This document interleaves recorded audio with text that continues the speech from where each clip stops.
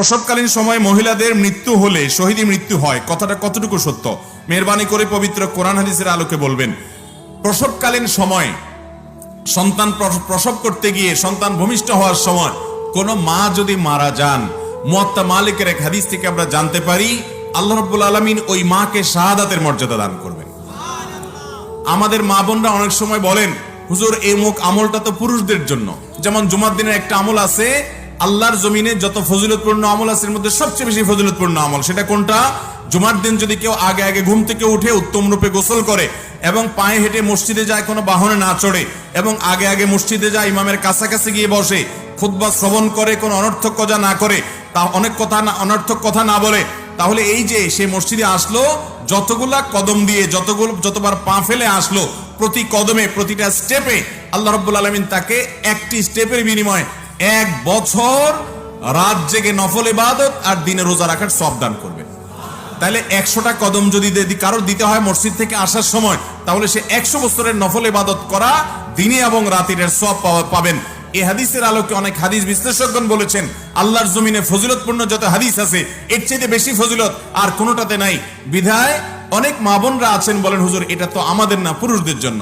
আমি বলি আপনারাও পেতে পারেন, পুরুষদেরকে উদ্বুদ্ধ করে বাসায় পাঠান, এই সওয়াব আল্লাহ আপনাকেও দিবেন, কারণ যিনি ভালো কাজের পথ দেখায় তাকে আল্লাহ তাআলা সওয়াব দান করেন।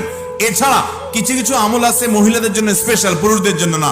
প্রসবকালীন সময়ে মারা গেলে শাহাদাতের মর্যাদা মহিলারা পাবে, এই সওয়াবটা পুরুষরা পাওয়ার সুযোগ আছে? আপাত দৃষ্টিতে নাই। তো আল্লাহ তাআলা কিছু ক্ষেত্রে মেয়েদেরকে বৈশিষ্ট্য দেন।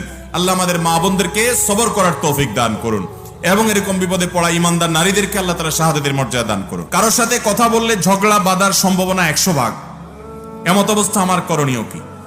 যদি মনে হয় এখন কথা বললে ঝগড়া হবে, তাহলে কথা বলবেন না, কথা বলা আপনার জন্য ওই টাইমে জায়েজ নাই। কিন্তু তার সাথে চিরকাল কথা বলবেন না, কেন? কথা বললে ঝগড়া হবে, এটা গ্রহণযোগ্য কোনো অজুহাত না। একটা লোকের সাথে এখন এই মুহূর্তে কথা বললে আমার মেজাজ গরম আছে, এটা খারাপ দিকে যাবে, তার মেজাজ গরম আছে, তাহলে ওই টাইমে কথা না বলাই হলো সুন্নাহ। ওই সময় কথা বলবেন না, সবর করবেন।